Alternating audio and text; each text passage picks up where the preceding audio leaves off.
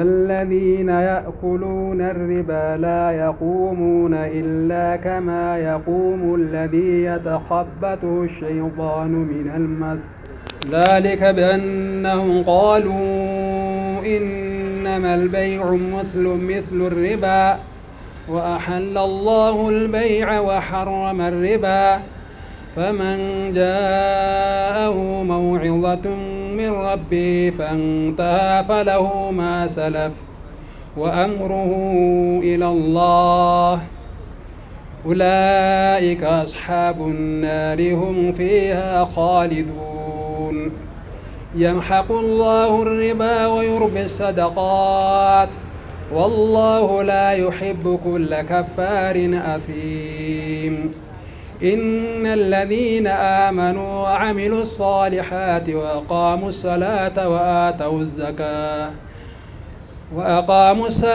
وآتوا الزكاة لهم أجرهم عند ربهم ولا خوف عليهم ولا هم يحزنون يا أيها الذين آمنوا اتقوا الله وذروا ما بقي من الربا إن كنتم مؤمنين فإن لم تفعلوا فأذنوا بحرب من الله ورسوله وإن تبتم فلكم رؤوس أموالكم لا تظلمون ولا تظلمون وإن كان ذو عسرة فنظرة إلى ميسرة وأن تصدقوا خير لكم إن كنتم مؤمنين واتقوا يوما ترجعون فيه إلى الله ثم توفى كل نفس ما كسبت وهم لا يظلمون.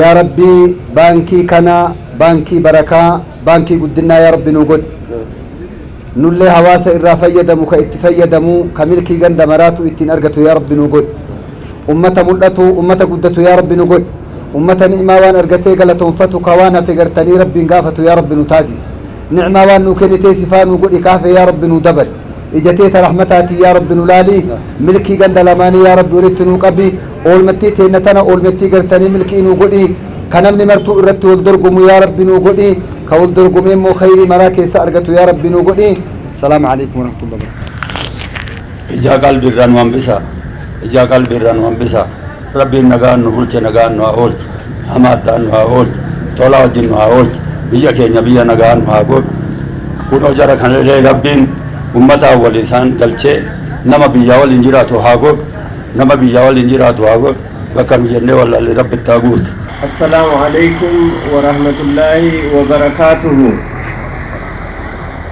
أكم جبتن أمني مقالا روبي في نانا ويسي أكسمس جراتوني قدنا بالي بغا غمدن بغا غمني بغا قويا حقا كنان اسنغه نغه الحمد لله رب العالمين هنددرا غلني كربي قدات اتعان سودان نموت سغنتاتنا حال كنان أكا بريدي قفوفت تاسسا غلطون فچو بربادا كبجمو شيخ محمد رابي درتاء غني دم إسلاما مغالا روبي كبجمو آدي جمانش دمي اتقافتمتو واجر انفستمنتي في اندستري كبجمو أبو أسامة عبد الصمد بكبوآ ولتقبا بوردي بانكي راميس كبجمو دكتور لتا بكري اتعانا بريزدنتي يونيفرسيتي مدولابو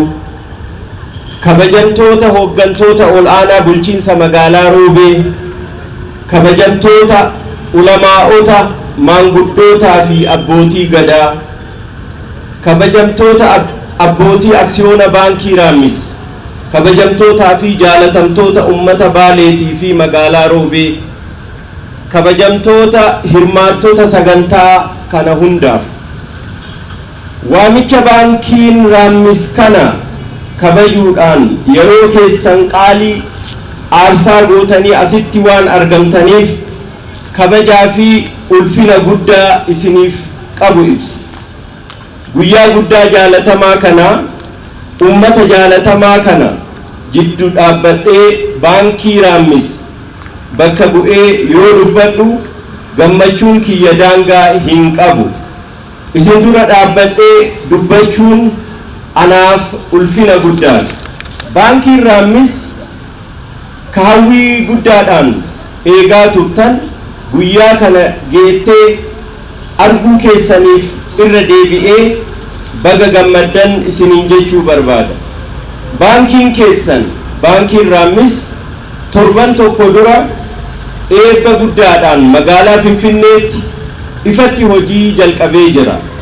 Har'a immoo kunoo magaalaa guddoo fi jiddugala daldala tan taate magaalaa guddittii Baalee Roobeetti haala addaa taheen damee haarawa banaa jira. Isinillee baankii keessan baankii Raammis nu waliin eebbisuuf bifa miidhagaa kanaan nu waliin dhaabbachuu keessaniif galata guddaa isiniif qaba. Baankiin keessan dhaabbii hayyoota baankii kanaa dhaabanii qofaa miti. Isin du'aayii gochuudhaan irra deddeebitanii baankiin kun dhaabachuuf akka danda'u iyyaafachuudhaan baankiin tun akka gadi baatee mul'attu gootanii jirtan galata argadhaa, ulfaadhaa, kabajamaa. Akkasumas mootummaan biyya keenyaa ummanni tajaajila baankii dhala hin qabne barbaadu akka guddina dinagdee keessatti hirmaatuuf hundeeffama baankii Raammisiif heeyyama waan kenneef ni galatoomfanna. Isinillee naa galatoomfadhaa. Baankiin Raammis ummataan ijaaramtee dhaabbatti. Baankiin Raammis baankii keessan hawaasa sababa tajaajila baankii dhala hin qabne yookaan immoo kan dhalarraa bilisaa dhabuudhaan diinagdeedhaan duubatti hafe tajaajiluuf kaayoo godhatee baankii dhaabbate. Hawaasa hiree argachuu osoo qabuu hiree dhabee baraaruu fi ummata keenya hiyyummaa keessaa baasuuf baankii dhaabbate. Waan halaal tahee qofa irratti kan dalagu baankiin keenya baankiin Raammis hawaasaaf hojii uumuu irratti xiyyeeffatee daldala halaal keessatti hirmaatee kan hirmaachisuudha. Gama investimentii qonnaa, industirii, barnoota, mana jireenyaa, fayyaa fi kan kana fakkaatan hojjeta. Kaayoo kana galmaan ga'uuf ammoo hooggantootaa fi hojjettoonni baankii keenyaa kutannoodhaan akka hojjetan isiniif mirkaneessa. Baankiin Raammis akka baankiitti jabaatee hidda gadi fageeffatee akka deemuuf isin tumsi keessan baay'ee barbaachisaadha. Kanaaf namuu dirqama isaa beekee yoo waa gumaache hawaasa jijjiiruun biyya keenyas jijjiiruun sirriitti danda'ama. Baankii jechuun mallaqa. Baankiin mallaqa malee mana duwwaadha. Baankiin Raammis baankii godhuudhaaf hojiin duraa akkaawuntii banachuudha. Karaa halaal taheen mallaqa keessan kaawwachuudha. Tajaajila faayinaansiingii fayyadamuudhaan kan biraallee kan kana fakkaatan irratti hirmaattanii akka fayyadamtan isin gaafadha. Ilma abbaatu guddifata waan ta'eef abbaan baankii kanaa isinii guddifadha. Baankiin Raammis ilma keessan waan ta'eef cimsadhaa, jajjabeessadhaa, guddifadhaa. Anis ilmuma keessan kama asitti dhalatee guddatee Baalee keessaa bahe hiree halaal ka argame kanatti fayyadamuudhaan diinagdeedhaan guddachuuf ammoo amma booda karaan banaadha. Waan kana taheef bulchiinsi magaalaa Roobee fi ummanni magaalaa Roobee baankii kana waliin haa guddifnu isiniin jedhaa. Ulfaadhaa, galatooma. Kanatti aansuudhaan bakka bu'aa walitti qabaa boordii baankii Raammis kan ta'an obbo Osaamaa Abdussamad gamana dhufuudhaan akka ergaa nuu dabarsan kabajaadhaan gaafadha. Duraan dursa ummata Baalee, ummata magaalaa Roobee haala bareedaa kanaan yeroo keessan nu kennitanii asitti argamuu keessaniif maqaa booddii Raammisii fi maqaa kiyyaan galatoomaa jechuu barbaada. Kabajamoo Sheekh Muhammad Raabii dura taa'aa gumii dhimma Islaamaa magaalaa Roobee, kabajamoo Aadde Jamaanis Damee itti gaafatamtuu waajjira investimentii, kabajamoo Dr. Lataa Bakaree itti aanaa pirezidantii Yuunivarsiitii Madda Walaaboo, kabajamtoota ulamaa'ota manguddoota biyyaa akkasumas hooggantoota ol'aanoo bulchiinsa magaalaa Roobee, kabajamtoota abbootii aksiyoonaa baankii Raammis, kabajamtoota jaalatamtootaa fi obboleeyyan keenya, haawwota keenya, abboota keenya, ummata magaalaa kanaa baga guyyaa kanaan waliin nu gahee ulfaadhaa jechuu barbaada. Sirna baankii ammayyaa yoo haasoyu kan addunyaa hafee akka biyya kanaatti akka Itoophiyaatti baankiin ammayyaa erga ijaarameetiniin hojii jalqabeetiniin jedhee gara waggaa 119ti. Waggaa 119 kana keessatti ummanni Islaamaa yookaan ummanni waan dhalarraa bilisa ta'e tajaajila akkasii barbaadu sababa adda addaatiin tajaajila baankii yoo mallaqa keessa kaa'achuu danda'e malee waan biraatti akka inni hin fayyadamne waggaa 116 kan qixxaa'uuf dhiibamaa ture jechuudha. Yeroo baankiin dhalarraa bilisaa waggaa 5 har'aa naannoo waggaa 5tti kalaa'utti hayyamamu, biyya kana keessatti baankiin ammayyaa haala faayinaansiitiin hojjechuu keessatti waggaa 116 gahee jira biyya kana keessatti. Uummanni keenya kanarraa dhiibamaa ture jechuudha. Haala mootummaan haaromsaa kana dhufe irratti hundoofnee baankii dhaabuudhaaf guyyaa hojii jalqabne obboleeyyan keenya hangaftoonni keenya warri ta'aniitiin wanna kana yaada kana burqisiisan akka waan dukkana keessa ta'anii fagootti nama ifa wayii arguutti hamilee guddaadhaan ka'anii uummata ofii rabbii gaditti abdatanii baankii kana eegaluudhaaf carraaqqii jalqaban.